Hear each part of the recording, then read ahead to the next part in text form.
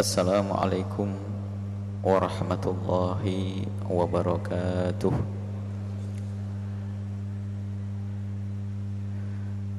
Alhamdulillah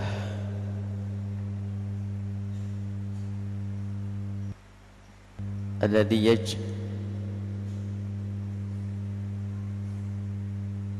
yajribu ilaihi man yasha'u wa yahdi ilaihi man yunibu. Fasalatullahi wa salamuhu ala habibina wa syafi'ina wa maulana sayyidina Muhammad wa ala alihi al-muttahharina wa ashabihi tayyibin wa tabi'ina lahum bi ihsanin ila yaumiddin. Allahumma ya Rabbana Allahumma ya Rabbana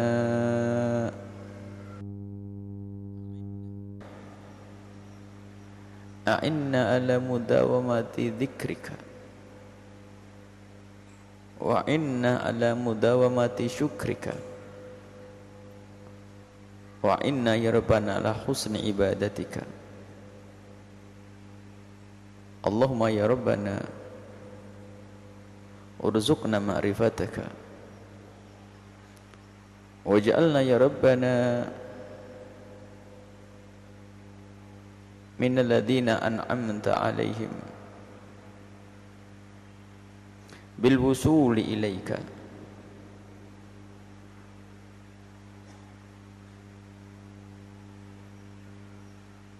Warzuqna ya Rabbana taubata qabla al-maut wa syahadata 'inda al-maut wal jannata ba'da al-maut. Amma ba'du. Yang kami cintai, yang kami muliakan para orang tua kami, saudara-saudari, adik-adik, para pemirsa, para pendengar dimanapun anda berada. Alhamdulillah, kemurahan karunia Allah terus diberikan kepada kita tanpa terputus dan teramat banyak, sehingga tidak ada satu hamba pun yang bisa menghitung-hitung karunia dan nikmat Allah subhanahu wa ta'ala.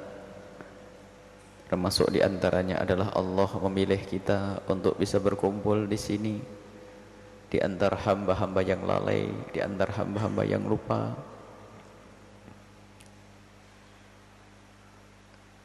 Dan muqaddimah hamba yang terjerumus adalah di saat di dalam hatinya tidak ada kerinduan kepada kebaikan. Di saat hatinya dijauhkan dari rindu kepada kebaikan, maka sebetulnya telah terbuka pintu untuk menuju kehancuran. Yang tidak rindu kepada kebaikan, maka ia pun tidak ada keinginan untuk mencari kebaikan tersebut. Dan di saat seseorang tidak mencari kebaikan, maka yang datang adalah keburukan dan kebatilan. Pilihan kita itu, kita harus berurusan dengan dunia, kita harus berurusan dengan manusia, dan kita punya kebutuhan yang terus menerus, dan semuanya itu perlu ada namanya ilmu dan aturan agar kita benar. Urusan dengan manusia, urusan dengan harta, semuanya harus ada aturannya. Maka siapapun yang jauh daripada ilmunya, maka ia pun jauh daripada bisa menyelesaikan permasalahan tersebut dengan cara yang benar. Maka menghadiri tempat-tempat semacam ini adalah khusus bagi orang yang memang rindu kepada kebaikan yang sesungguhnya. Yang tidak rindu tidak akan mau menghadiri tempat semacam ini. Untuk apa bagi mereka? Alhamdulillah, Allah mudahkan kita untuk kumpul di sini. Semoga Allah memberikan kepada kita ilmu yang manfaat. Majelis Hikam Ibn Athaillah As-Sakandari, dan seperti yang pernah kami janjikan sepanjang bulan Maulid, kita akan lanjutkan membaca ringkas Maulid At-Taibai dengan sedikit mensyarahi atau menjelaskan dari apa yang telah ditulis oleh Imam Ad-Dibai yang kita sudah sampai kepada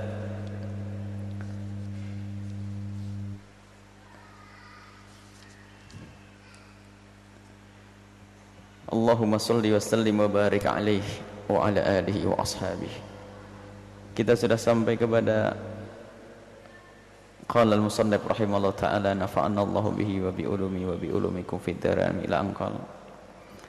Kita sudah sampai kepada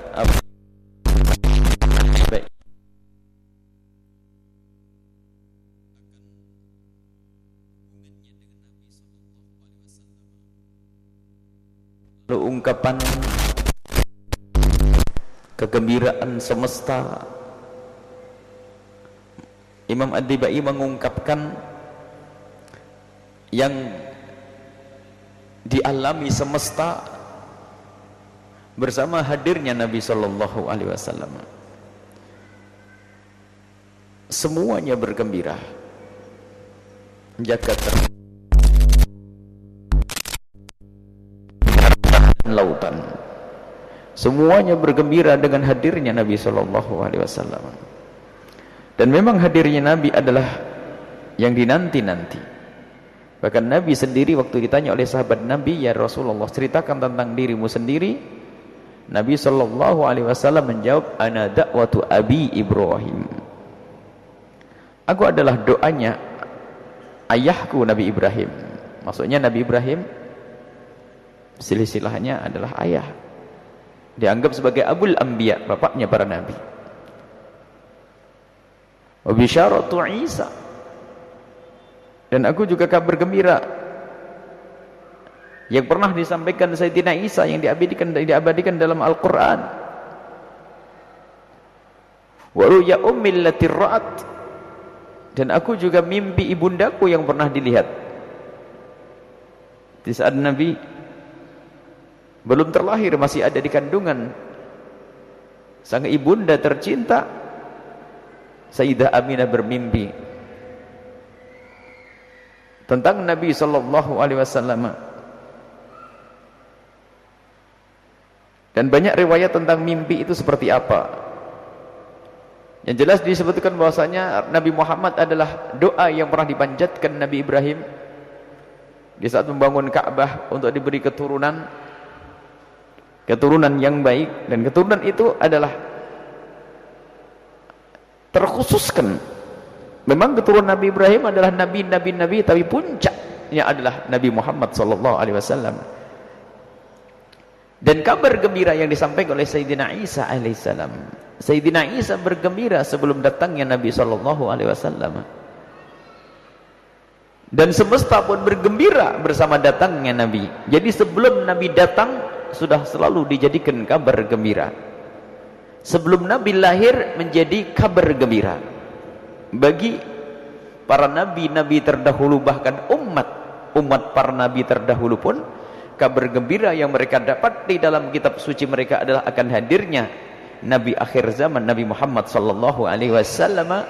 Dan bersama lahirnya Nabi, bersama lahirnya kabar gembira ini, bergembiralah semesta, semuanya, malaikat, arsy, kursi Allah, dan semuanya, sehingga fahtazzal arsyu, bergoncang arsy, taraba wastibsyara, bergoncang dengan guncangan kegembiraan. Jadi ittirab itu bergoncang, istibsyar karena bergembira. Ada orang manusia, kalau makhluk arsy adalah makhluk. Kalau manusia, ada manusia itu bergerak badannya karena gembira, ada orang bergerak karena ketakutan. Dan bergetarnya arsy karena gembira bersama hadirnya Nabi sallallahu alaihi wasallam. Wazdadal kursiyyu haibatan wa waqara. Dan kursi, ada arsy, ada kursi, dan semua adalah makhluk Allah subhanahu wa ta'ala, dan yang tahu hanya Allah, makhluk Allah subhanahu wa ta'ala. Dan jangan sampai ada gambaran salah kalau Allah duduk di atas arsy. Kalau arsy itu bagi seorang raja, arsy adalah yang digunakan untuk pijaan kakinya, dan kursi adalah tempat duduk. itu manusia dan raja. Tapi Allah laisa kamitslihi syai'un, jangan seperti yang digambarkan oleh kaum mujassimah akhir zaman, yang termasuk biasanya mereka anti maulid Nabi sallallahu alaihi wasallam. Mereka terjerumus dalam akidah yang sesat dan menyesatkan, yaitu kaum mujassimah menyamakan, menyerupakan Allah dengan makhluknya, yaitu di saat mengatakan bahasanya Allah duduk di atas kursi dan kakinya menjulur di atas arasy-Nya. Ini adalah menyamakan manusia Allah dengan manusia, dan itu adalah bentuk kesalahan akidah mereka. Dan mereka juga telah terjerumus di saat harus menjelaskan arus adalah paling besarnya makhluk Allah. Di atasnya ada kursi Allah subhanahu wa ta'ala. Allah digambarkan seperti arus itu bola yang bundar begitu, lalu ada kursinya, Allah duduk di atas arsh. Ini adalah juga kesesatan akidah. Arsh adalah makhluk Allah, dan kursi adalah makhluk Allah. Dan Allah subhanahu wa ta'ala yang menciptakan itu semuanya. Allah tidak butuh kepada arsh dan kursi, akan tapi arsh dan kursi adalah tanda kebesaran Allah subhanahu wa ta'ala, yang bisa menciptakan semesta dengan kemegahannya, gunung yang menjulang, lautan lepas. Lihat, ini semua adalah menunjukkan begitu agungnya sang pencipta. Belum lagi arsh yang kita tidak bisa menyaksikan sampai hari ini, dan juga kursi yang dikatakan lebih agung daripada yang bisa kita saksikan. Sebetulnya itu semua adalah untuk menunjukkan bahasanya yang menciptakan itu semua adalah zat yang maha agung. Bukan Allah ingin bercerita tentang tempat seperti yang diyakini oleh sebagian kelompok yang sesat dan menyesatkan. Allah bercerita tentang arsh dan kursi, bercerita tentang keagungannya, bukan bercerita tentang tempat, sebab Allah tidak butuh tempat, dan Allah lah yang menciptakan tempat. Ingat, di masyarakat sudah mulai tersebar, bahkan pensarah hadis akhir zaman tentang arsh Allah selalu dikatakan sebagai tempat pijaan kakinya Tuhan Allah, dan kursi adalah tempat duduknya. Bahkan ada tambahan riwayat-riwayat yang sebetulnya riwayat palsu, akan tapi kadang dibawa-bawa, kemudian akan menetes dari rambutnya. Allah berambut, kemudian keringat-keringat yang jatuh menjadi malaikat-malaikat. Ini digambarkan seperti raja, dewa-dewi yang duduk di atas satu singgasana. Kemudian ini adalah tasbih, menyerupakan Allah dengan makhluk, itu hakikat syirik. Dan itulah akidahnya orang yang mengatakan Allah ada di atas langit. Allah tidak butuh langit, Allah tidak butuh arsh, Allah tidak butuh kursi, tapi Allah yang menciptakan itu semuanya. Allah ada, dan Allah tidak butuh itu semuanya. Arsh adalah ciptaan Allah, kursi adalah ciptaan Allah. Sebelum Allah menciptakan arsh dan kursi, Allah sudah ada. Dan setelah Allah menciptakan kursi dan arsh, Allah tetap ada seperti sebelum menciptakan kursi dan arsh. Bukan Allah ada kemudian butuh kepada arsh lalu menciptakan kursi dan arsh lalu dudukkan untuk duduk. Itu adalah keyakinan orang salah. Digambarin Allah seperti tukang mebel atau seperti apa begitu. Tidak, Allah adalah zat yang maha suci. Katailah laisa kamitslihi syai'un, apapun yang terlintas di benakmu Allah tidak seperti itu. Maka Allah ada, dan arsh adalah makhluk Allah, dan jangan dikatakan Allah berada di atas arsh seperti yang diyakini oleh sebagian orang. Tapi Allah menciptakan arsh. Arsh bukan tempatnya Allah subhanahu wa ta'ala, tapi Allah yang menciptakan arsh. Arsh dan kursi bergetar, dan bersama bergetarnya arsh Allah, maka itu tanda, bersama bergetar arsh, tanda kegembiraan kepada lahirnya Nabi sallallahu alaihi wasallam. Wa tala'atis samawati anwar. Bersama itu juga langit penuh dengan cahaya. Bahkan dalam riwayat itu termasuk yang dilihat oleh ibunda Nabi sallallahu alaihi wasallam, kharajat, yani kharajan nur, dan cahaya min kusuri Syam, dari istana Syam. Jadi disebutkan termasuk ru'ya ummi hina ra'at, yang dilihat oleh ibunda Rasulullah sallallahu alaihi wasallam adalah cahaya itu. Cahaya, dan semesta memberikan cahaya. Wadajjatil malaikatu tahlila wa tamjida. Dan memang semesta itu bertasbih, cuman tasbihnya beda. Bahkan yusabbihu lahu ma fis samawati wal ardh, semuanya bertasbih yang ada di langit dan bumi ini. Cuman kita tidak ngerti tasbihnya makhluk Allah subhanahu wa ta'ala. Kalau manusia dan malaikat tasbihnya jelas, subhanallah, alhamdulillah, wa la ilaha illallah, Allahu akbar. Dan termasuk arsy saat itu bertasbih. Wa dajjatil malaikatu. Kalau dajjah itu seperti gema. Malaikat menyuarakan tahlil, tamjid, pengagungan, wastighfar dan istighfar. Permohonan ampun kepada Allah Subhanahu wa taala. Walam tazal ummuhu tara anwa'an min fakhrihi wa fadlihi. Dan semenjak kandungan Nabi Muhammad ada di ibunda tercinta Sayyidah Aminah, Sayyidah Aminah menemukan sesuatu fakhr yang menunjukkan, yang menjadikan Sayyidah Aminah menjadi beda dengan yang lainnya, wa fadlihi, menjadi utama dibanding wanita yang lainnya. Mulai dari tidak merasakan sakit di saat kandungan ada di dalam perut beliau, dan masih banyak keanehan-keanehan, yang keanehan itu semua menunjukkan tentang kemuliaan Rasulullah yang sekaligus menjadi sebab kemuliaan Sayyidah Aminah ibunda Rasulullah SAW. Ila nihayati tamami hamlihi, sampai berakhirlah kandungan Sayyidina Muhammad di dalam perut ibunda Sayyidah Aminah. Falamma ishtadda biha talq, setelah sangat, at-talaq itu adalah muqaddimah kelahiran, namanya at-talaq. At-talaq biasanya kalau dalam pembahasan fikih ada cairan yang keluar sebelum kelahiran. Jadi muqaddimah kelahiran. Di saat muqaddimah kelahiran Nabi sudah semakin kuat, ishtad, artinya sudah sangat dekat dengan kelahirannya, bi'idni rabbil khalqi, atas izin Tuhan yang menciptakan makhluk semuanya. Wada'at, ibunda Sayyidah Aminah melahirkan Al-Habibah sallallahu alaihi wasallam, melahirkan Nabi Muhammad sallallahu alaihi wasallam sajida, dalam keadaan sujud, hamidan, bertahmid, kanahul badru fi tamamihi, seolah-olah siapapun yang menyaksikan wajah Nabi sallallahu alaihi wasallam seolah-olah seperti rembulan di saat pada puncak keceriaannya, terang bulan begitu. Artinya apa? Sangat ceria wajah Nabi saat dilahirkan. Kemudian kebiasaannya para ulama di saat sampai kepada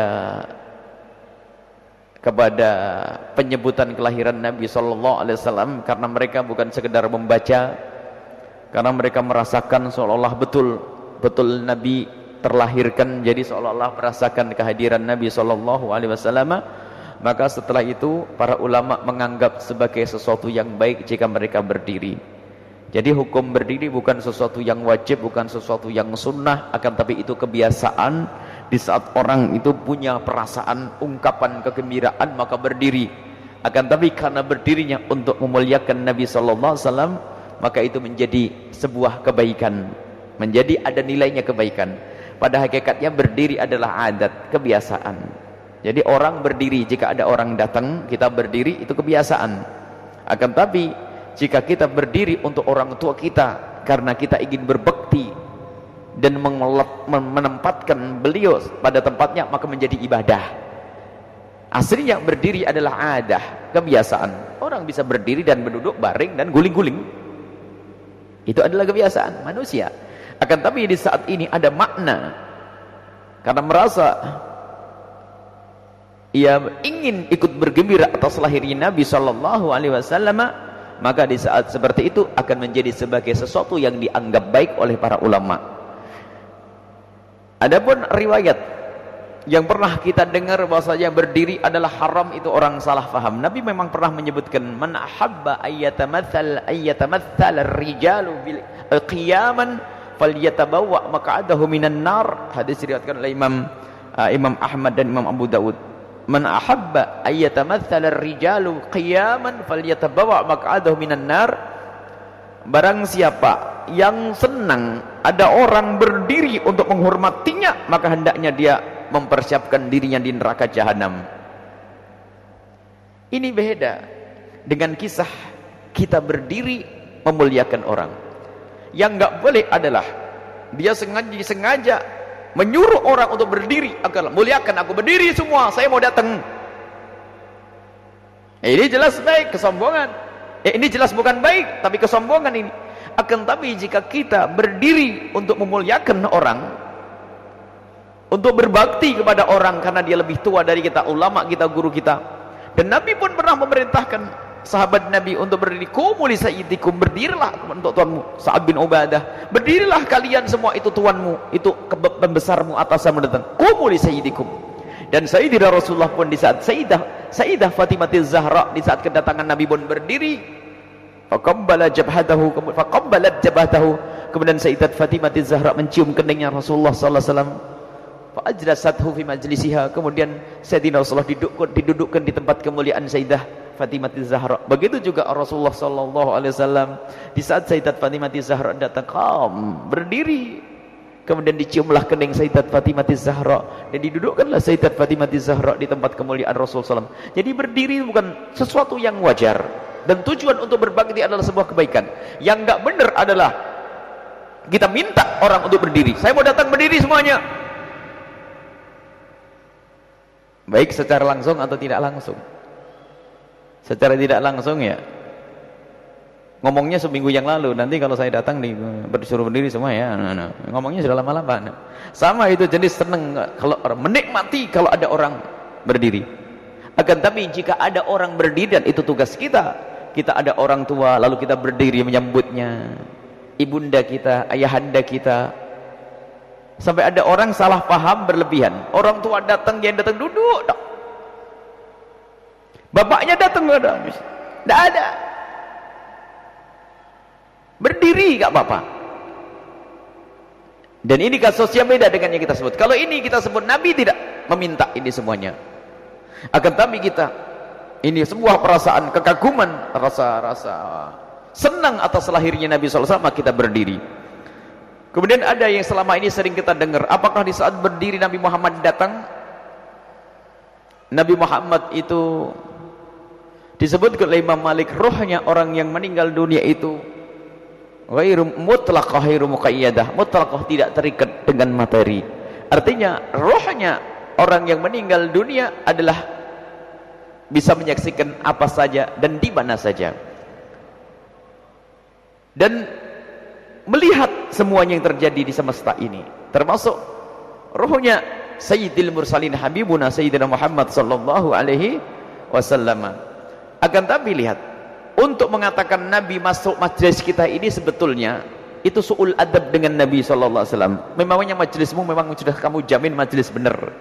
Dan Nabi mungkin datang, mungkin Nabi datang, dan itu adalah termasuk bab karamah. Tapi kalau kita pastikan di majlis kita didatangi Nabi sallallahu alaihi wasallam, kok hebat bener, ente ini siapa didatangi Nabi? Kadang-kadang kayak semacam dikhawatirkan semacam pelecehan. Ada Nabi benar dulu adab, membaca salawat yang khusyuk, hati kita hadir dengan Nabi dan sebagainya. Akan tapi kalau sudah kita mengklaim majlis kita ini, majlis kita langsung didatangi oleh Nabi SAW, seolah-olah ini mengklaim kita sudah sampai kepada Allah dan kita sudah sangat dekat dengan Nabi SAW. Akan tetapi tidak mustahil kalau kita mendengar sebuah kisah, ada pembacaan maulid Nabi SAW, ada yang datang yang tidak pernah diketahui, mungkin baunya harum dengan baju putih dan wajah yang tampan, setelah itu hilang. Mungkin sekali itu adalah Nabi SAW, atau termasuk pecinta-pecinta Nabi dari para solihin aulia. Tapi untuk kita gampang mengatakan Nabi datang, sementara di situ ada maksiat, apalagi maulid Nabi yang ngaco, kan maulid Nabi ada yang ngaco, maulid Nabi yang tidak jaga syariat di situ, gimana Nabi mau datang? Jadi adab Nabi datang ke tempat, maknanya karena memang rohnya para anbiya adalah tidak terikat dengan apapun, roh semuanya. Dan Nabi bisa datang, itu termasuk bab karamah. Ada orang bisa bertemu dengan Nabi SAW, bab karamah, kemuliaan. Cuman kalau kita mengatakan Nabi datang di majelis saya, memang saya mengaku punya karamah, punya karamah. Harus hati-hati dalam hal ini, takut masuk bab tazkiyah, mengagungkan diri. Sementara kita mengadakan maulid Nabi adalah untuk mengagungkan Nabi sallallahu alaihi wasallam, bukan untuk mengagungkan kita sendiri. Jadi kita agungkan Nabi sallallahu alaihi wasallam, sehingga gembar-gembar Nabi datang, Nabi datang, Nabi datang itu diredam dikit lah. Memangnya majlis ini majlis istimewa pasti. Memang benar majlis mulia karena disanjung Nabi sallallahu alaihi wasallam. Ini adalah majlis ilmu, majlis untuk tausiah. Akan tapi untuk mengatakan Nabi datang itu sebenarnya koreksi diri. koreksi dulu. Nabi mungkin datang, sehingga diceritakan ada sebagian para solehin membaca maulid Nabi. Rasulullah datang, Rasulullah datang, dan ada banyak yang melihat yang demikian itu. Cuman kalau majelis kita kira-kira datang enggak Rasulullah? Ngelamun, sallallahu alaihi Muhammad tokoku, ingat toko, macam-macam. Kalau kita benar-benar rindu pada Nabi, tidak mustahil. Maka jangan sampai memustahilkan. Agar Nabi ketahuilah, ini hadis Nabi, man ra'ani fil manami sawfa yarani yaqinan. Barang siapa pernah melihatku dalam mimpi, maka bisa melihatku secara nyata. Di dunia bisa juga, dan di akhirat tentu para kekasih-kekasih Allah akan melihat Nabi SAW. Di dunia ada, sehingga ada orang melihat Nabi SAW di waktu masih hidup seperti itu. Cuman jangan mengklaim majelis kita langsung seperti itu. Nah, ini sudah yang dikhawatirkan masuk bab kesombongan. Jadi kita tidak boleh masuk dua kutub yang ekstrim, mengingkari total atau dikit-dikit datang. Habib Ahmad bin Hasan Al-Attas dalam kitab Tadhkirun Nas, beliau tidak memastikan akan adanya datang, cuman beliau berkata, lihat Husnul, kalau seandainya Nabi Muhammad akan datang di saat dibacakan maulid, kitab maulid, niscaya akan datang di saat orang membaca kitab Ad-Dibai. Kenapa harus kitab Ad-Dibai? Karena kitab ini paling lama ditulis tentang sanjungan Nabi SAW. Jadi beliau dalam kitab ini kalau seandainya, jadi beliau tidak memastikan, karena tidak mengajari orang untuk memastikan datang begitu, kayak melecehkan Nabi SAW.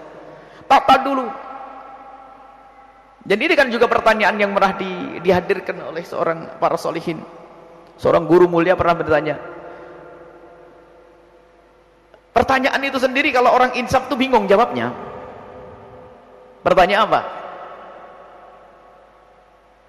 Semua orang senang kalau rumahnya didatangi oleh Rasul sallallahu alaihi wasallam. Semua orang senang. Rasulullah datangi kiai saja senang. Supaya pertanyaan sekarang siapkah kamu didatangi oleh Rasulullah? Semuanya di saat tidak sadar ngomong siap. Sekarang begini loh maksudku siap tuh. Siap, sudahkah kau siapkan rumahmu untuk didatangi oleh Rasulullah saat ini, detik ini? Jangan siap-siap dulu. Jangan diringkes-ringkesin dulu. Jangankan Rasulullah, pewarisnya Nabi saja masih bingung. Tar dulu, masih ada ini fotonya diturunin, ininya ini, TV-nya pinggirin. Loh. Sudah begini mengaku Nabi setiap hari datang. Udah datangkan pewarisnya Nabi saja masih ketakutan. Masih sembunyikan ini. Pakai kerudung semuanya. Buya datang, Buya. Padahal ini belum masuk pewarisnya Nabi badannya. Bagaimana melecehkan Nabi, akhirnya degit-degit Nabi. Sadari dulu kita. Ini perlu kita koreksi. Dan bisa Nabi datang. Kita ingin didatangi rumah kita oleh Nabi SAW. Kita ingin Nabi kerasan di rumah kita. Maknanya apa? Jadikan rumah kita ini adalah rumah yang pantas dimasuki oleh Rasulullah. Apa yang kita lihat semalam itu? Apa yang kita putar sehari ini? Di ruang tamu, di televisi itu pantaskah kita mengatakan rumah kita didatangi Nabi? Sementara lihat keadaan semacam itu. Ini kita perlu menggugah kesadaran kita itu. Jangan hanya kita pakai ngomong di lidah, Nabi datang, Nabi datang, Nabi datang. Apa? Wong pewarisnya saja kita tidak berani kok didatangi oleh para ulama, para kiai datang ke rumah kita. Anggap sajalah Habib Salim, Habib Abdullah mau datang ke rumah kita. Kita masih bingung, belum siap. Datang mendadak. Assalamualaikum, waalaikumsalam. Astagfirullahaladzim, mohon maaf. Baik, ini saja. Jadi masalah berdiri adalah bukan sesuatu yang dilarang. Sebab berdiri adalah kebiasaan. Orang mau berdiri, mau duduk. Dan berdiri untuk memuliakan dan bergembira adalah diajarkan. Nabi sendiri pernah memerintahkan para sahabat Nabi untuk berdiri kepada pembesar mereka. Qumu li sayyidikum. Baik, ini saja. Wallahu a'lam bissawab. Kita langsung kepada hikamnya Ibn Atha'il As-Sakandari. Kita sudah sampai kepada hikmah yang ke Al-hikmatu thaminatu ba'dal mi'ah wa thaniyah. Hikmah yang ke-108. Hikmah yang ke-108. 208. Qala al-musannif rahimahullah ta'ala nafa'ana Allah bihi wa bi ulumihi wa bi ulumikum fi dar amin al-anqal.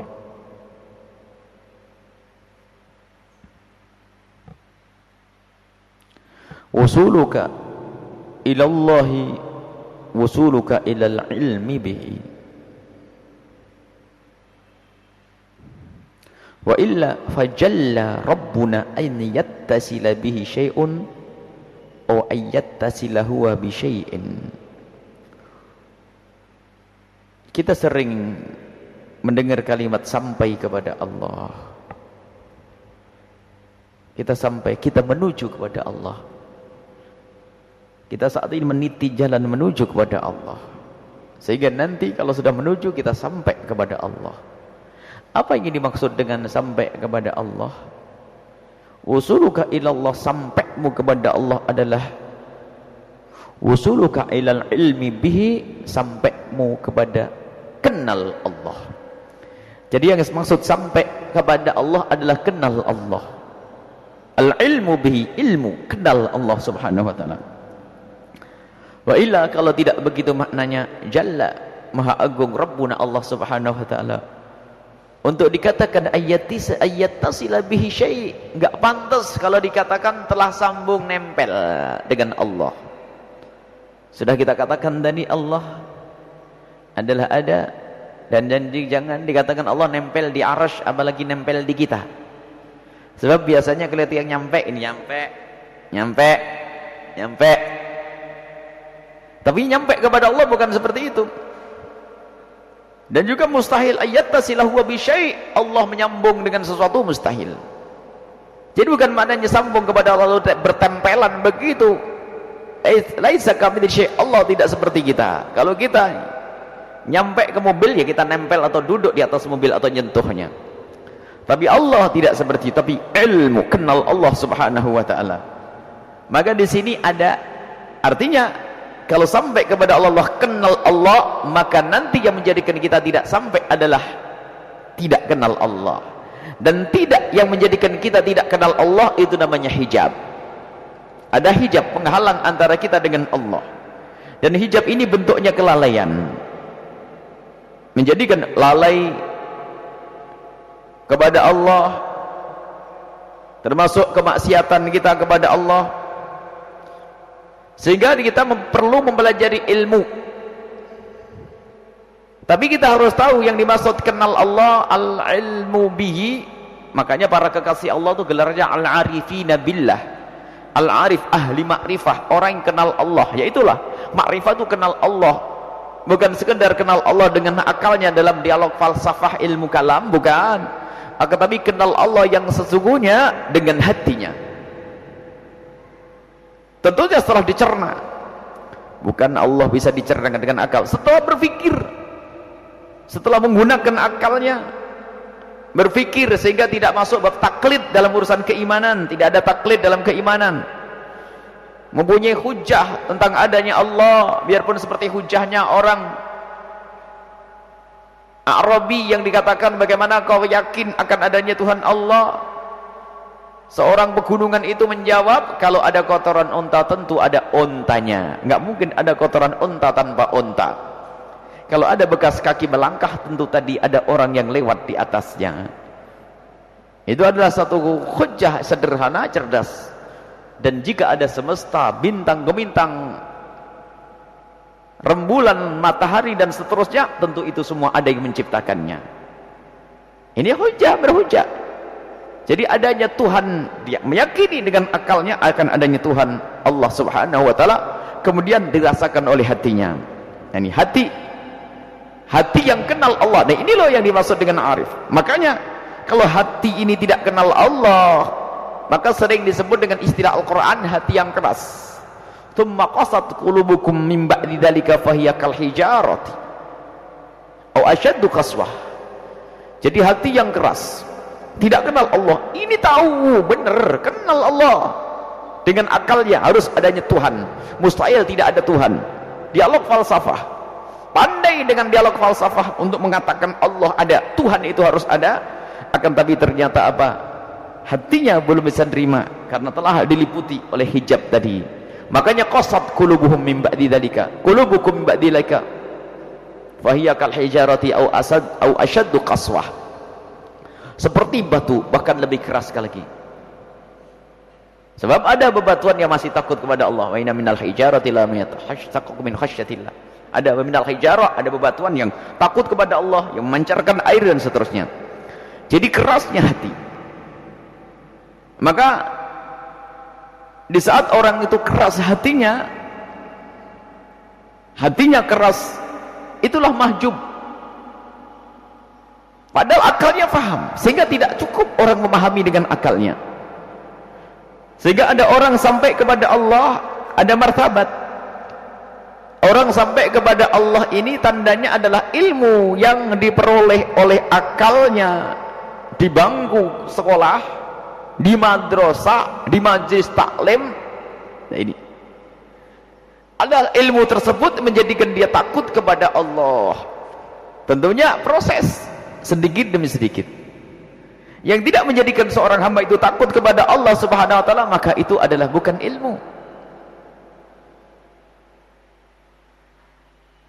Subhanallah. Kalau Rasulullah pernah bersabda, "Man izdada ilman wa lam yazdad huda, lam yazdad minallah illa bu'da." Lam yazdad, man izdada ilman, tambah ilmu.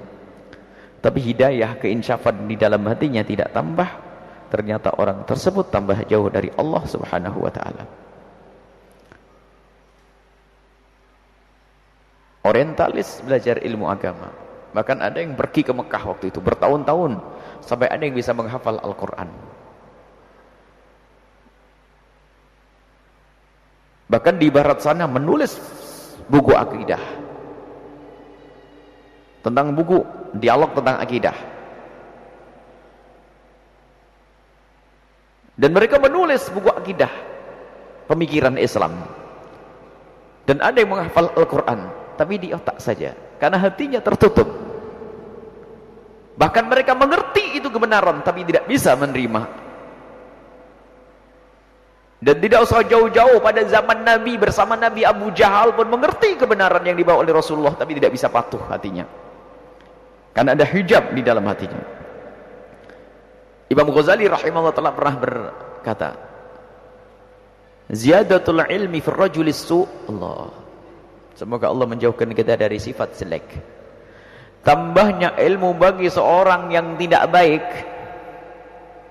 tambahnya ilmu bagi orang yang punya hati keras, yang belum dilembutkan hatinya tadi, tambahnya ilmu bagi orang yang hatinya kotor, kaziyadatil ma'i fi usulil handali, seperti air yang ditambahkan ke pohon handal, tanaman handal. Handal itu akan mengeluarkan buah pahit. Dan bagaimana agar buah ini semakin pahit? Kalau kita sirami semakin banyak, maka semakin pahit. Kalau meracuni semakin dahsyat, gitu. Jadi orang yang jelek itu kalau tambah ilmu, maka ilmunya itu pun tambah menjadikan bahaya untuk orang lain. Alhamdulillah. Jadi seorang alim yang jelek, jika ia mendapatkan ilmu, maka ilmu tersebut bukan tambah manfaat untuk dirinya dan orang lain, akan tapi ilmu tersebut akan menjerumuskan dia dan orang lain juga. Sehingga Imam Al-Ghazali rahimahullah ta'ala dalam Muqaddimah Bidayatul Hidayati, sebelum mengajar ilmu, hendaknya para guru pun mendidik para santrinya untuk menata hatinya, jangan sampai menuntut ilmu ternyata wadahnya penuh dengan racun kesombongan. Jika wadahnya yang namanya hati itu ada racun kesombongan, maka ilmu itu nanti hanya akan mengangkat kesombongannya, bukan tambah baik orang tersebut, sehingga yang dipangkas adalah kesombongannya. Sehingga ada orang menuntut ilmu dengan niat yang salah, sehingga kalau niatnya salah, ilmu tambah sombong, menjadikan dia tambah sombong, bukan tambah tawadhu.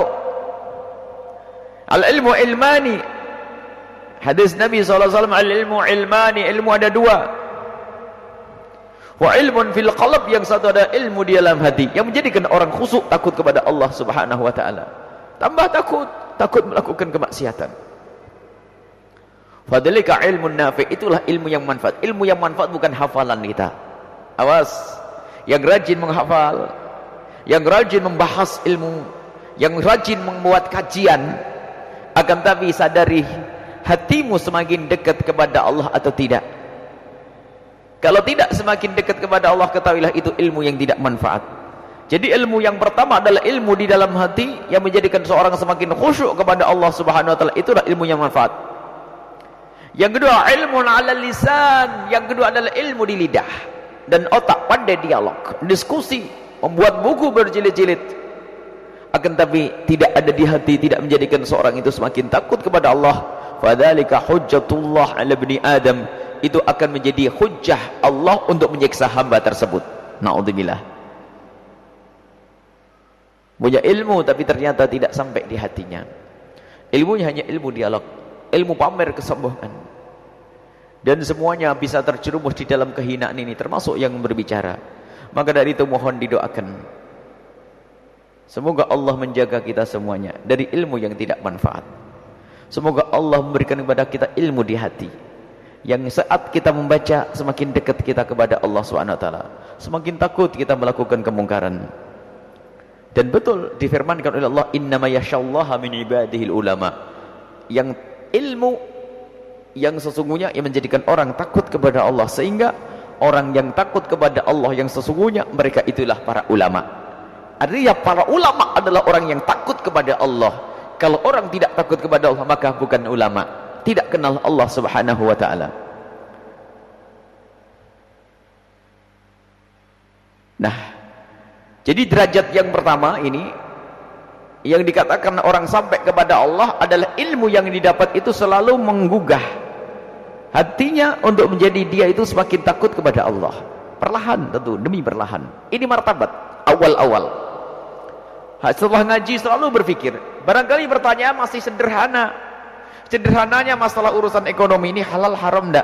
Ini boleh enggak? Terus penasaran ya, dosa enggak? Halal haram, halal haram, halal haram, itu awal, namanya khasyah. Tapi kalau ilmu yang tidak manfaat, apalagi punya ilmu banyak, ilmunya enggak manfaat, paling nyantai orangnya. Kalau ada haram dikemas, bagaimana menjadi halal? Berdusta kepada Allah, berdusta kepada syariat Nabi sallallahu alaihi wasallam, jadi hanya untuk kepentingan dirinya sendiri. Akan tapi kita menemukan banyak orang insyaf, dan itu bukan dari orang yang ilmunya banyak, yang menghafal separuh Al-Quran atau Alfiyah Ibnu Malik atau Fathul Mu'in atau ini, bukan. Tapi dari orang awam yang datang ke majelis ilmu karena Allah, ternyata setiap malam dia membaca Al-Quran selempir, satu lembar, setelah itu bisa menitikkan air mata. Setiap pagi kalau ketemu tanya, Buya ini boleh atau tidak, ini dosa enggak, gimana usaha saya dulu begini-begini, mikir panjang tuh. Setiap hari rupanya hanya mikir itu. Ini loh orang yang kenal Allah, biarpun gak punya ilmu yang banyak, gak usah mondok lama-lama. Tapi belajar ilmu banyak, tapi hatinya tidak terus dilatih untuk kenal Allah, maka ilmunya tidak menjadikan dia takut kepada Allah. Kita menemukan orang yang takut kepada Allah Subhanahu wa ta'ala. Sampai membawa catatan, saya mulai tahun ini begini, sampai dicatat, saya jarang sholat gini, mana ngodok sholat saya, lalu puasa saya gimana, apakah dosa saya diampuni, subhanallah, mikir tuh. Nah itulah orang yang takut kepada Allah, ilmunya yang didapat di majelis menjadikan dia semakin takut kepada Allah. Dan koreksi diri sendiri, kita berapa kali ada di tempat ini, mendengar ilmu, berapa banyak ilmu yang sudah kita, yang masuk di otak kita. Akan tapi kita harus sadar, apakah ilmu itu sudah menjadikan kita kenal Allah. Kalau tidak, ada hijab. Berarti kalau ada hijab, tidak ada wusul, tidak akan disebut sebagai orang yang sampai kepada Allah Subhanahu wa ta'ala. Dan memang ada, setelah ilmu kita dapat, maka nanti ada petunjuk-petunjuk seperti yang diajarkan oleh para ulama-ulama, adalah kita memperbanyak zikir. Memang tafakur adalah ilmu paling penting. Yang tidak punya ilmu susah untuk bisa melakukan. Yang tidak punya ilmu tidak akan bisa menjalankan syariat dengan benar. Akan tapi ternyata ilmu tak tidak akan berguna kecuali ditangkap oleh hati yang sadar ingin dekat kepada Allah Subhanahu wa ta'ala. Makanya Imam Ghazali dalam muqaddimah atau dalam risalah Qudsiyahnya, Imam Ghazali mengatakan, untuk mendekatkan seorang hamba kepada Allah tidak cukup dengan ilmu dialog. Ilmu dialog akal itu untuk menaklukkan orang yang sombong dengan akalnya. Akan tapi untuk menjadikan orang dekat kepada Allah adalah dengan berzikir. Ilmu penting, ilmu untuk mengesahkan, untuk membetulkan ibadah kita. Tetapi ketahuilah, di samping kita mendapatkan ilmu, maka harus ada waktu untuk kita berzikir kepada Allah Subhanahu wa taala. Untuk kita memperbanyak amalan-amalan sunnah, termasuk dari yang fardu kemudian sunnah. Seperti dalam hadis qudsi, orang melakukan yang difardukan dulu sampai wa mazalu abdi yataqarrabu ilayya bin nawafil. Setelah fardu baru kita berlatih, paksakan untuk melakukan kesunahan-kesunahan. Hatta uhibbahu, sampai aku mencintai hamba tersebut.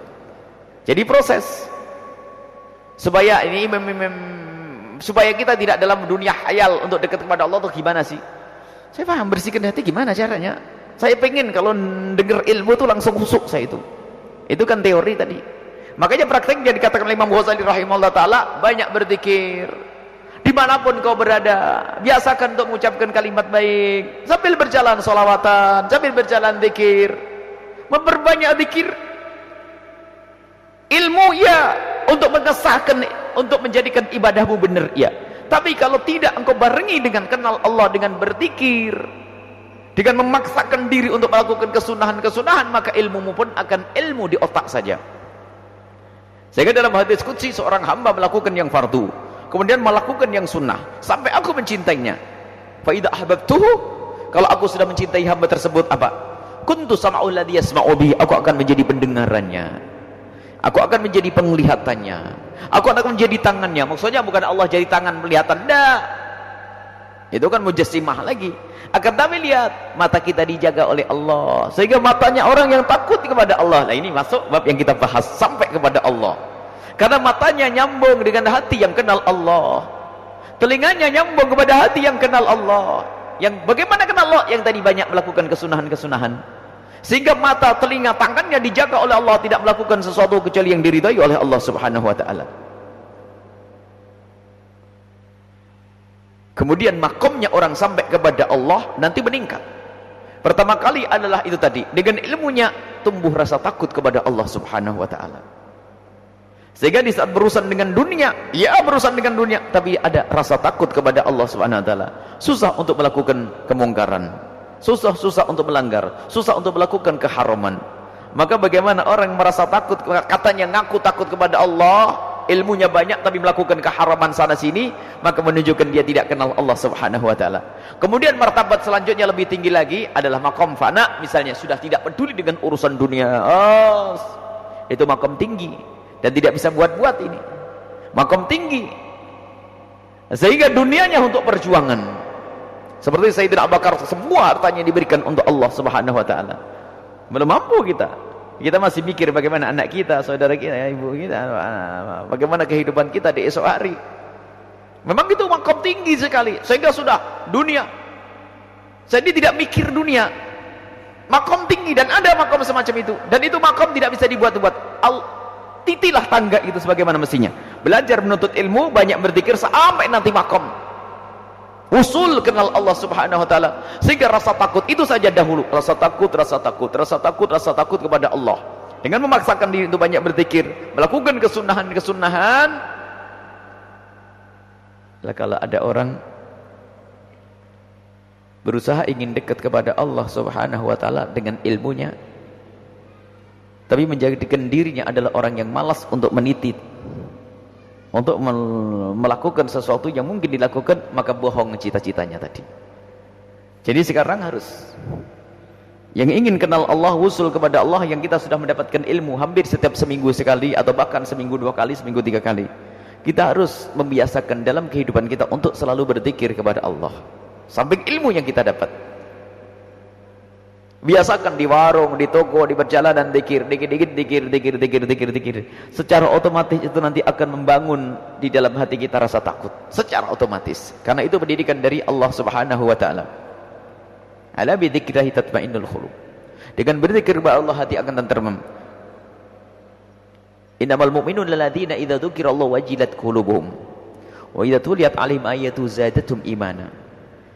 Di saat disebut nama Allah, bergetar hatinya, ada rasa takut. Ini terus dilatih dan dilatih dan dilatih. Nah, itulah orang yang usul kepada Allah Subhanahu wa taala. Tidak cukup dengan dialog. Baik, ringkasnya, martabat orang usul kepada Allah adalah kenal Allah Subhanahu wa taala. Yang kenal Allah itu dimulai dari pemahaman akalnya, kemudian ada rasa takut di dalam hatinya. Kemudian setelah itu, martabat selanjutnya adalah di saat dia ada rasa takut kepada Allah, bergegas dia. Sebenarnya ini adalah dilakukan dalam waktu yang bersamaan. Untuk menambahkan rasa takut, maka banyaklah berzikir. Dengan rasa takut, orang akan lebih banyak berzikir. Nah, ini adalah untuk mencapai tingkat selanjutnya. Jadi kalau rasa takut kita belum tumbuh, ayo banyak berzikir dan melakukan kesunahan-kesunahan. Tentu fardu tidak masuk pembahasan di sini. Kalau fardu tentu seharus itu.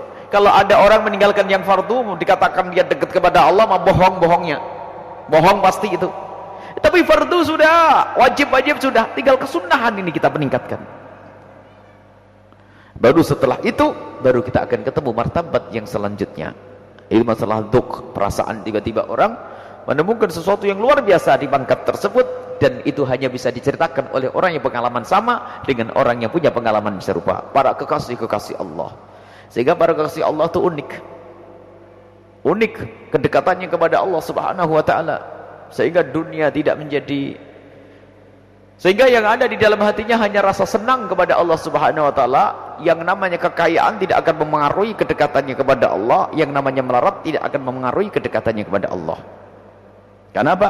Dia sudah martabatnya tinggi, pangkatnya tinggi. Baik untuk sampai tingkat itu, namanya itu dzauqiyat. Dalam bahasa tasawuf, dzauq itu adalah rasa, pengalaman. Sehingga ada orang merasakan ibadah dengan kegembiraan, senang.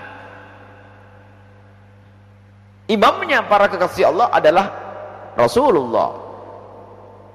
Salat dijadikan penghibur yang paling luar biasa bagi Nabi sallallahu alaihi wasallam. Sehingga Nabi kalau lagi susah, ya Bilal arihna bis shalah. Bilal, kapan waktu salat agar aku terhibur? Jadi salat hiburan. Bagi para kekasih Allah ternyata ibadah hiburan. Lihat. Ya kok ibadah jadi hiburan? Ini kan sudah puncak luar biasa ini. Selama ini kan jadi beban berat. Aduh, waktu sholat lagi kerja, suruh sholat. Lagi ini suruh sholat. Tapi kalau sudah dzukli, indah, senang, berzikir senang. Jadi kesenangannya adalah bukan dengan dunia, tapi dengan Allah Subhanahu wa taala. Bahkan di saat cari dunia pun dia ingin menjadikan dunia untuk menjadi kesenangannya, digunakan untuk Allah Subhanahu wa taala. Itu martabat. Baik. Jadi intinya, yuk kita mulai dari menyadari diri martabat mana kita itu. Ilmu yang kita dapat sudah membuahkan rasa takut atau belum? Kalau belum menumbuhkan rasa takut, dikhawatirkan ilmu kita adalah ilmu yang tidak manfaat. Kalau ternyata belum ada rasa takut, yuk kita paksakan untuk menumbuhkan rasa takut dengan banyak berzikir kepada Allah, melakukan kesunahan-kesunahan. Nanti kalau sudah rasa takut kepada Allah, lihat kemaksiatan akan kita hindari dan seterusnya. Secara otomatis pada waktunya kita akan naik pangkat kemuliaan yang luar biasa. Kita sampai menemukan halawah, kemanisan di dalam beribadah. Mungkin kita akan menangis di saat tidak bangun malam. Sedekah kok seneng, aneh ya, karena Allah. Sedekah kan hilang duitnya. Mestinya orang seneng tuh orang dapat duit, tapi sedekah impiannya adalah aku bantu fakir miskin. Sehingga dalam berjalan pun selalu ingin dengar di mana ada orang fakir yang bisa aku bantu. Aneh bener, hidupnya ingin bantu orang. Lah itulah makom. Kalau prinsip ekonomi kan tidak begitu caranya, cari duit yang banyak kan begitu. Tapi ternyata dia ingin, karena kenal Allah Subhanahu wa taala, hidupnya dia, jiwa, raga, harta adalah untuk Allah Subhanahu wa taala. Adanya pengorbanan sampai derajatnya apa? Ada orang yang rindu mati syahid, pengen mati di medan laga. Nyawa sesuatu yang sangat dibanggakan, sesuatu yang sangat dicintai adalah nyawanya. Karena dia sudah kenal Allah Subhanahu wa taala, ingin mati ya Rasulullah, aku ingin mati bersamamu ya Rasulullah. Dunia sudah pasti bakal jadi, akan mudah untuk ditinggalkannya kalau sudah sampai kepada Allah Subhanahu wa taala. Ini saja, semoga Allah selalu mengangkat kita dari mengangkat ilmu akal, hati, sehingga sampai dirasakan oleh seluruh anggota tubuh kita kenal Allah Subhanahu wa taala, sehingga kita minal arifina billah. Dan semoga Allah menjauhkan kita dari mempunyai ilmu yang akan menjadi sebab kita dihukum oleh Allah Subhanahu wa taala. Jangan sampai ilmu yang kita dapat tidak menjadikan hati kita semakin takut kepada Allah Subhanahu wa taala. Wallahu a'lam bissawab. Syukran kasiran kami haturkan kepada guru kita semua, Buya Yahya. Semoga ilmu yang kita dapatkan menjadikan kita tambah dekat dan tambah takut kepada Allah Subhanahu wa taala. Amin ya rabbal alamin. Selanjutnya kita masuki bagian tanya jawab. Kepada para hadirin dan hadir ingin bertanya, kami persilakan. Satu penanya dari jemaah bapak-bapak dan satu penanya dari jemaah ibu-ibu dengan satu orang satu pertanyaan. Kami persilakan.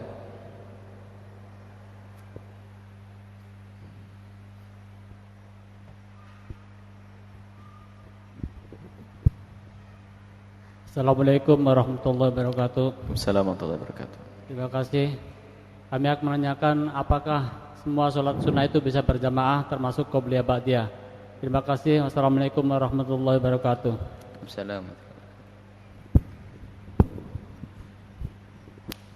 Assalamualaikum warahmatullahi wabarakatuh. Ya, saya menanyakan mengenai nadar, Bu ya. Apakah harus diucapkan dengan kalimat, ada kalimat nadar, saya nadar, ataukah cukup saya janji kalau misalnya udah bekerja saya akan ini. Terima kasih. Wassalamualaikum. Bismillahirrahmanirrahim. Yang pertama adalah sholat sunnah. Ada sholat sunnah yang memang disunnahkan untuk dilakukan dengan berjamaah, seperti sholat hari raya Idul Adha dan Idul Fitri, sholat istisqa, sholat gerhana matahari, karena memang dicontohkan oleh Nabi SAW dilakukan dengan berjamaah. Kemudian qiyamul lail fil layali Ramadan, dan bangun malam melakukan sholat malam di bulan Ramadan, namanya sholat tarawih, itu disunnahkan berjamaah. Hadis sahih.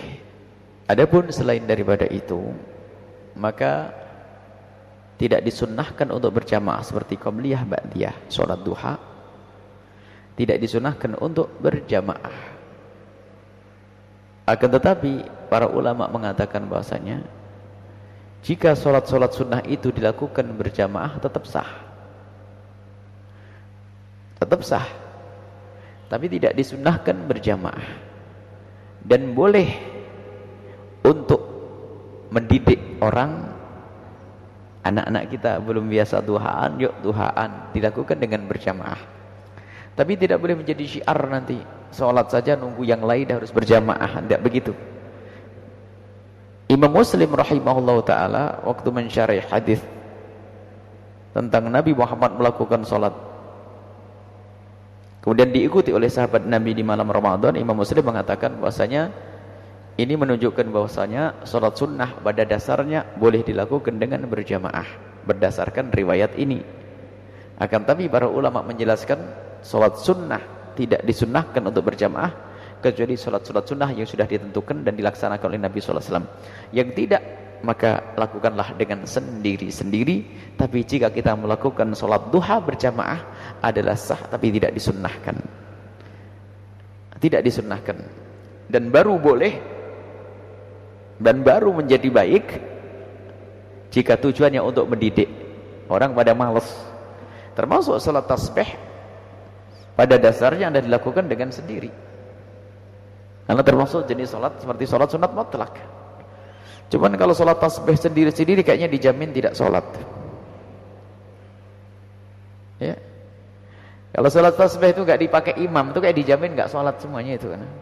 Lihat panjangnya itu ya, panjang banget itu ya. Maka dilakukan dengan berjamaah bukan sesuatu terlarang. Yang menjadi bid'ah adalah menjadi bid'ah, orang kadang bikin bid'ah. Kalau kita jadikan syiar harus kita merubah sesuatu yang boleh menjadi harus berjamaah. Jadi ini berjamaah untuk mendidik umat adalah boleh. Itu saja. Selagi sudah terdidik, sholatlah sendiri-sendiri. Dan itu lebih aman, lebih nyaman. Karena apa? Jangan sampai sholat mereka itu tergantung dengan berjamaah. Sebab apa? Manusia tidak selalu bisa berkumpul. Kalau dia melakukan sholat sunnah harus selalu berjamaah, maka banyak ditinggalkan itu sholat sunnah nanti. Kenapa? Di saat tidak berkumpul lalu tidak melakukan sholat sunnah, maka setelah itu berlatih dengan sendiri dan terus sendiri. Sampai begitu pentingnya istiqomah di dalam melakukan sholat sunnah, maka tetap disunnahkan kita untuk melakukan sholat biarpun kita di atas kendaraan. Maka ini termasuk fikih yang sering ditinggalkan, adalah kita melakukan sholat sunnah di atas kendaraan, baik itu onta, kuda, ataupun mobil. Yang punya mobil pakai motor pun bisa melakukan sholat sunnah kita dalam keadaan di atas kendaraan. Kiblat kita adalah di mana arah mobil itu berjalan, itu kiblat kita. Dan selagi kita tidak bisa sujud sempurna, tidak usah sujud, tutup dengan isyarat. Dan Nabi memberikan contoh sholat ala dabati, sholat di atas kendaraannya. Kenapa begitu? Karena sholat sunnah itu bagi sebagian orang sudah menjadi rutin yang tidak ingin ditinggalkan, maka pun demikian Nabi memudahkan sholat sunnah. Baik, itu saja. Yang kedua, tidak ada kertas, saya tidak nulis tadi. Apa? Tidak dikasih buku sih. Hah? Nadar. Nadar tidak harus diucapkan dengan nadar, cukup berjanji. Nadar itu berjanji akan memberikan sesuatu, digantungkan dengan sesuatu, bisa sama-sama nadar. Nah, so kalau dan memang ada gini, ada jika orang berjanji untuk memberikan sesuatu, misalnya kalau anakku kalau anakku lulus, maka aku akan sedekah, maka itu jadi nazar. Maka itu jadi nazar. Kalau sudah kita katakan begitu, maka itu jadi nazar yang harus kita penuhi sesuai dengan janji kita. Sudah, tapi harus diucapkan. Kalau masih di batin enggak. Bagus diucapkan jadi. Bahkan kita masih ingat urusan korban pun, kalau kita mengatakan ini akan saya jadikan korban, maka itu sudah jadi korban, karena dia akan menjadikan sesuatu. Jadi diucapkan, biarpun tidak diucapkan kalimat nadar, itu sudah jatuh kepada nadar. Dan kalau sudah terlanjur nadar, hendaknya dipenuhi. Tapi tidak dianjurkan kita bernadar.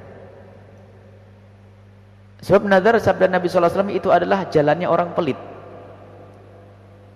Orang pelit memberi, maka kalau nadar nggak memberi.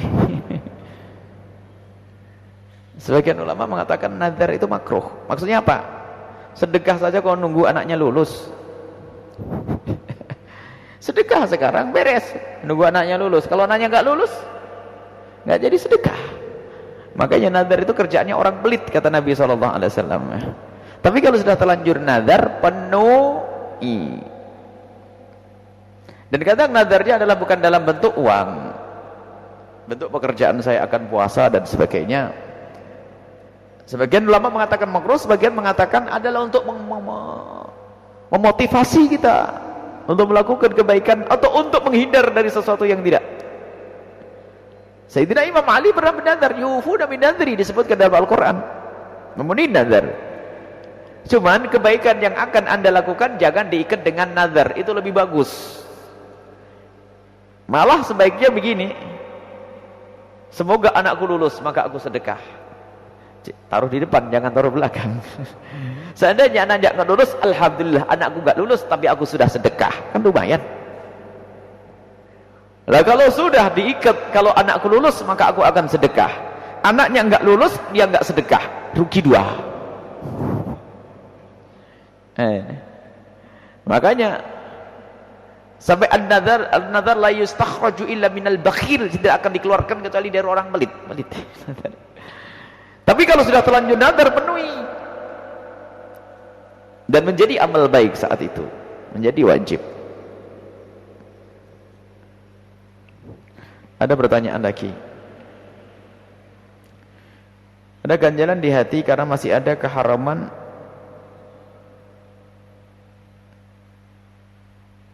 jadi tadi makruh itu sebagian ulama saja mengatakan makruh, biasanya makruh urusan materi itu. Tapi kalau nazar misalnya untuk mengikat hati kita, misalnya ya Allah sembuhkan, mau sedekah nggak punya duit, mau puasa masih sakit, akhirnya ngomong ya Allah kalau sembuh aku akan puasa 3 hari, maka boleh. Dengan sembuh kemudian dia berpuasa. Ganjalan di hati karena masih ada keharaman yang belum bisa saya tinggalkan. Suatu hal menyangkut orang lain juga. Sebenarnya saya niat untuk hijrah dari yang haram menuju yang halal. Bagus, sadari dulu. Maka ini yang selalu kami ingatkan. Hei hamba yang masih berada di dalam dosa, hei hamba yang masih dalam keharaman, Anda bukan malaikat. Sadari kalau Anda bukan malaikat. Ada dosa yang dilakukan oleh si A, si B, si C. Akan tapi yang terpenting adalah Anda sadar. Dan jika Anda belum bisa meninggalkan dosa tersebut, adukan kepada Allah terus. Yang menjadi masalah orang salah nggak merasa salah. Cari kiai lagi yang berfatwa berbeda lagi. Ini kan orang nggak mau insyaf, nggak bisa benar tuh manusia. Kalau sudah menurut petunjuk ulama yang pekerjaanmu adalah haram, tundukkan kepalamu. Patuh dan dengar kata ulama itu. Jika Anda belum bisa meninggalkan, tengadahkan tangan, ya Allah, angkat aku dari kehinaan ini. Jangan sombong, sudah selesai. Cukup itu dulu. Terus keharaman yang pernah kita lakukan, untuk dibandingkan dengan tetesan air mata menangis. Alladzina jahadu fina lanahdiyannahum subulana. Kalau kita bersungguh-sungguh, Allah kasih jalan. Yang menjadi masalah orang itu, termasuk kami sampaikan, orang yang terjerumus dalam zina, ngadu kepada Allah. Kalau ada yang mendengar pelacur kelas tinggi pun, Allah bisa membuka pintu maaf untukmu, tapi sesali dan sadari itu penyakit, disadari itu dosa. Hukuman Allah besar. Ngadu, ya Allah, jauhkan aku dari zina, angkat aku dari perzinaan ini. Tapi kalau berhujah, ekonomi, susah cari kerja, aku punya anak, lah ini macam-macam, enggak bakal ditolong oleh Allah. Nyesel, selesai. Punya pekerjaan haram, karena apa? Gimana lagi? Coba gimana lagi? Kebutuhan dan kebutuhan. Loh, mau berhujah, berkhelah, enggak akan ditolong oleh Allah. Sesali iya, salah. Ya Allah, ini salah. Angkat aku dari kehinaan ini. Gitu saja, selesai. Insyaf namanya itu. Itulah awal khasyah, itu dari rasa takut tadi, dari situ. Dia berada dalam kubang kehinaan, tapi dia merasa takut akan dientaskan oleh Allah. Tapi kalau di dalam kubang kehinaan tidak takut, nyaman. Terus sepanjang waktu ada di tempat tersebut, tidak akan keluar daripada kehinaan tersebut.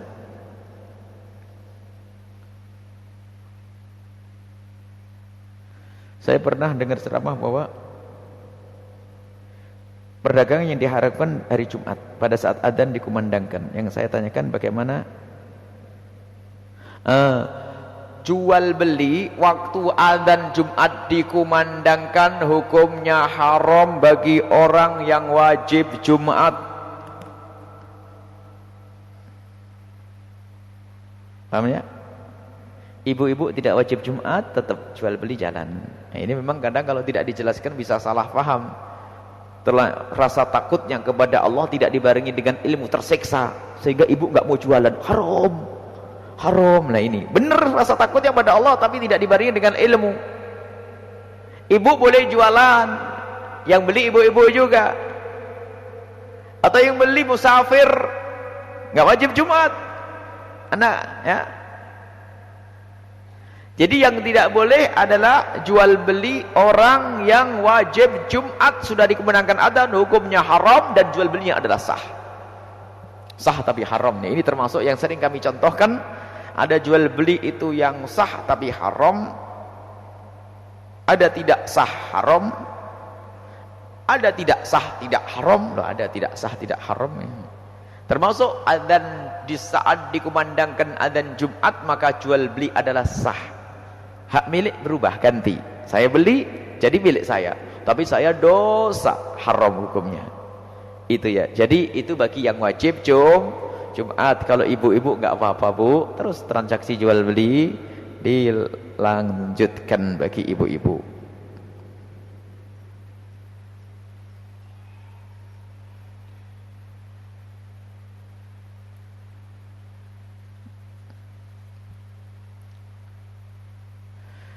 Memberi nama dengan nama-nama Allah Subhanahu wa ta'ala Jika itu sifat yang memang Allah juga berikan kepada hambanya, maka itu diperkenankan. Biasanya Nabi SAW diberi sifat Rahim. Kalau ada orang diberi nama Rahim, bukan pelanggaran. Karena apa?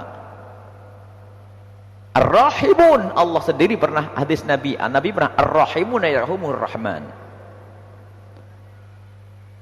Ar-Rahimun yarhamuhumur Rahman. Jadi ada orang yang pernah punya kasih sayang, orang yang punya kasih Rahimun. Jadi selain Allah pun bisa disebut sebagai Rahim. Bisa. Razik. Bisa. Wallahu khairur razikin. Jadi ada razik selain Allah. Tapi kalau satu sifat yang tidak boleh dipakai yang lainnya, atau nama Allah, Allah tidak boleh. Cuman tetap lebih baik karena ta'adduban, agar kita tidak salah pemahaman, maka kasihlah Abdur Rahim. Jadi kalau ada namanya Rahim, gimana? Namanya orang Rahim. Nabi Muhammad adalah Rahim. Dan Allah pun ya Arhamar Rahimin. Rahimin siapa ini? Ini orang punya kasih sayang. Rahim yang banyak. Ini Rahim insyaallah. Nah ini. Jadi kalau nama itu adalah yang tidak diberikan oleh Allah kepada yang lainnya, yang mengandung sifat yang khusus untuk Allah, kita punya kasih sayang karena diberi oleh Allah. Kita punya kuasa karena Allah beri. Itu, maka yang masih bisa untuk hambanya, maka itu boleh diberi nama seperti itu, agar tapi tetap sebagai ta'adduban, untuk berhati-hati, jangan digunakan nama seperti itu, akan tapi misalnya Aziz menjadi Abdul Aziz. Ada Aziz. Aziz maknanya mulia.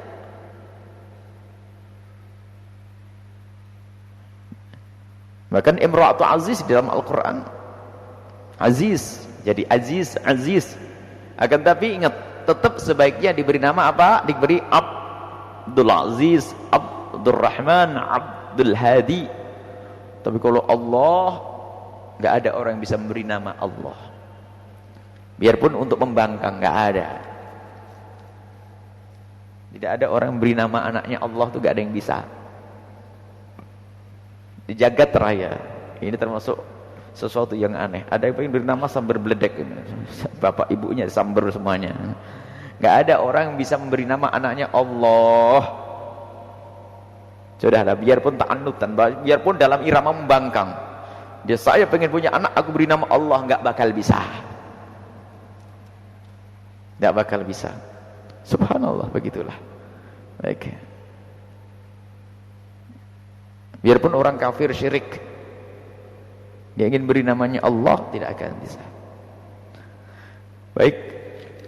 Semoga Allah Subhanahu wa taala menjadikan kita hamba Allah yang sesungguhnya. Dan Allah yang Maha Kasih memberikan kita sifat kasih. Allah yang Maha Kuasa memberikan kepada kita kekuatan untuk beribadah, kekuatan untuk mendidik anak-anak kita. Allah yang Maha Mulia memberikan kepada kita kemuliaan.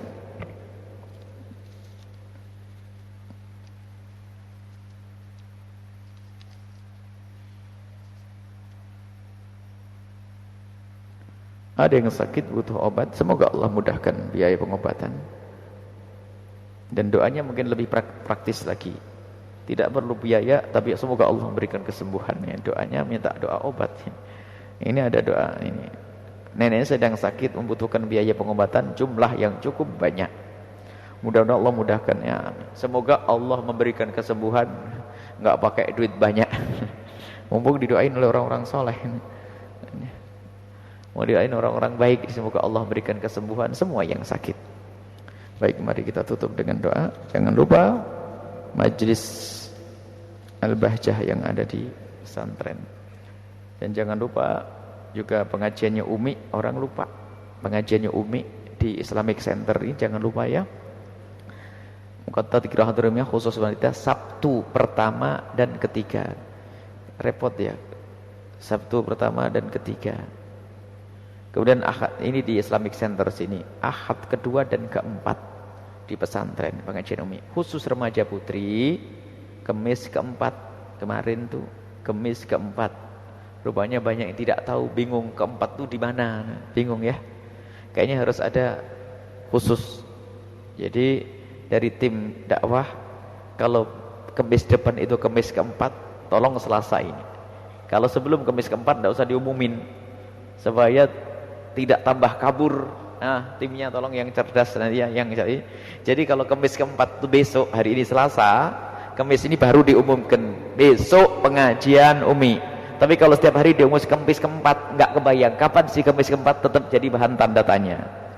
Jangan lupa juga pengajian khusus remaja putri di Indramayu, di Akademi Keperawatan Saifuddin Zuhri, Jalan Pahlawan Bundaran Kijang, Indramayu.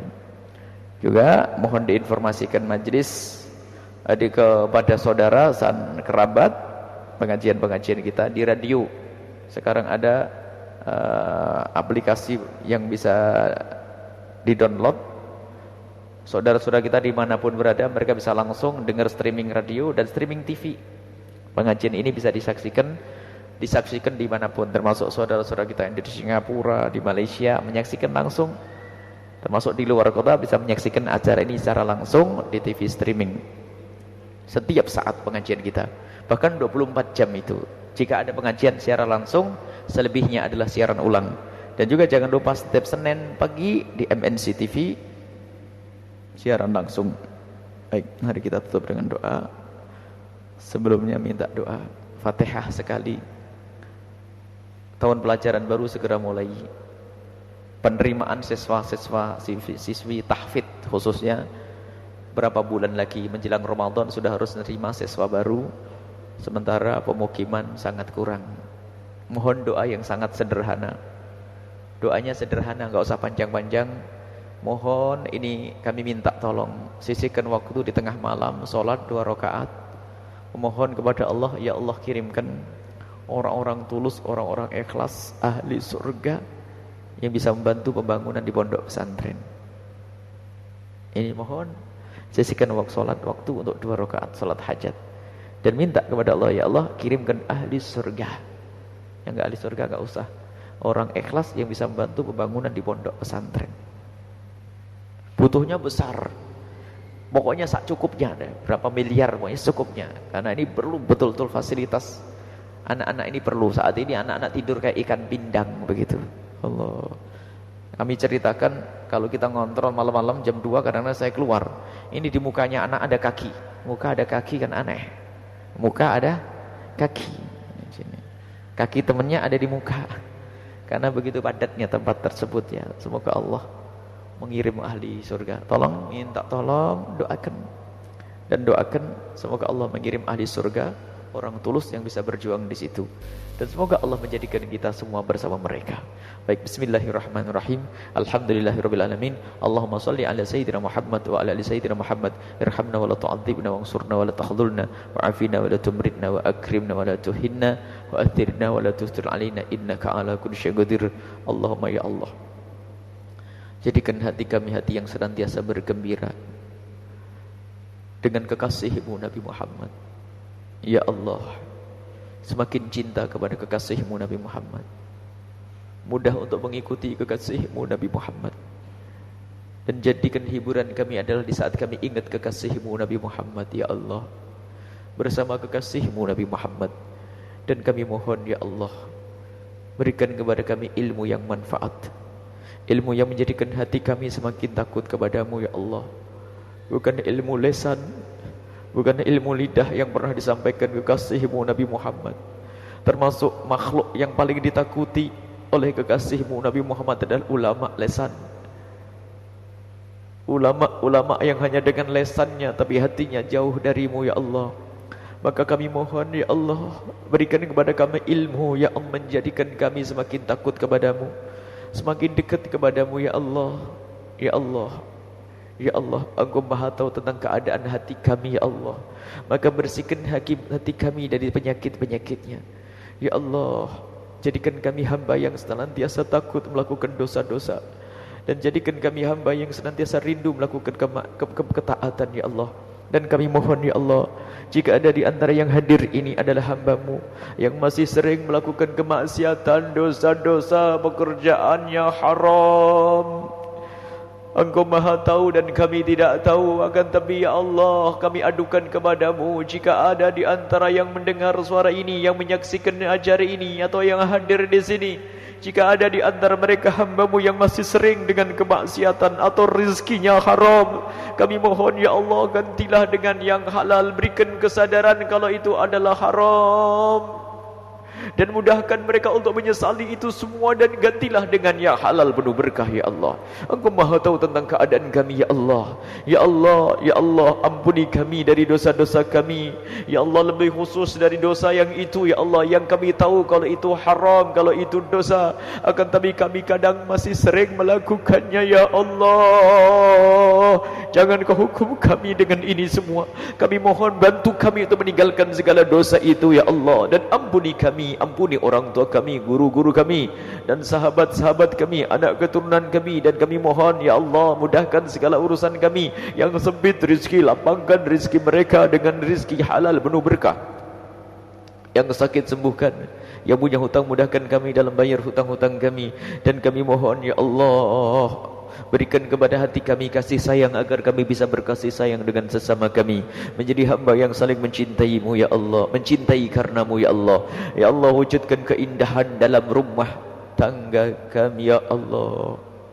Engkau Maha tahu ya Allah tentang rumah tangga kami yang punya masalah. Berkat majlis yang mulia ini ya Allah, berikan ketentraman, mudahkan segala urusan mereka. Yang belum menikah, jaga kehormatan dan kemuliaan mereka, mudahkan mereka untuk mendapatkan pasangan orang yang kau cintai, yang kau muliakan, yang menjadi sebab mereka mulia di dunia dan di akhirat. Jauhkan mereka semua dari sebab kehinaan, jauhkan mereka dari zina dan muqaddimah zina. Dan kami mohon, jika ada di antara kami yang mendengar suara ini, atau yang menyaksikan, atau yang hadir, jika ada di antara mereka yang pernah terpeleset dalam hina dan muqaddim, bukan dalam hina dan busuknya zina atau muqaddimah zina, kami mohon berikan kesadaran dan ampuni mereka. Tutup aib mereka di dunia dan tutup aib mereka di akhirat, sehingga mereka ya Allah tetap mulia di dunia dan mulia di akhirat. Dan panjangkan umur kami semua dalam ketaatan serta sehat walafiat. Dan kami mohon ya Allah, datangkan, kirimkan kepada kami pejuang-pejuang-Mu yang tulus dan ikhlas ya Allah, yang bisa berjuang bersama kami untuk menegakkan ya Allah agama-Mu ya Allah, menegakkan syariat kekasih-Mu Nabi Muhammad. Kirimkan kepada kami orang-orang tulus ahli surga-Mu, dan kumpulkan kami bersama mereka, dan jadikan kami bersama mereka. Dan siapapun yang telah berjuang bersama kami, dan Engkau Maha tahu siapa mereka, apakah yang berjuang dengan hartanya atau tenaganya atau pikirannya, kami mohon jadikan mereka adalah orang ikhlas tulus ya Allah, dan kembalikan kepada mereka dengan segala kebaikan di dunia dan di akhirat ya Allah, di diri dan keluarga mereka ya Allah.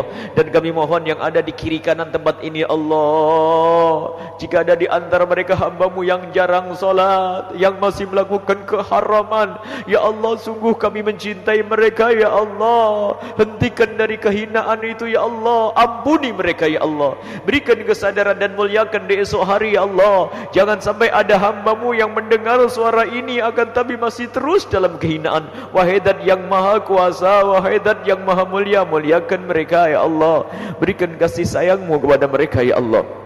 Dan berikan kepada kami dan mereka semua husnul khatimah, mati dalam keadaan iman. Dan kami mohon panjangkan umur kami dan mereka semua dalam ketaatan serta sehat walafiat. Dan berikan kepada kami semua husnul khatimah, mati dalam keadaan iman.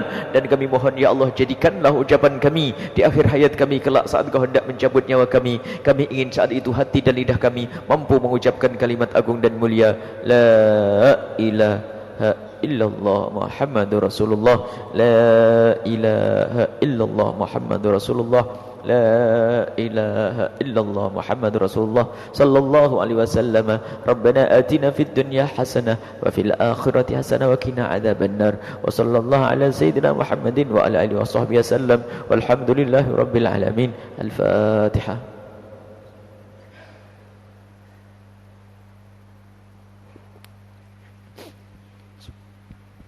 Terima kasih, mohon maaf dan berdoa selalu wabillahi taufiq hidayah. Assalamualaikum warahmatullahi wabarakatuh.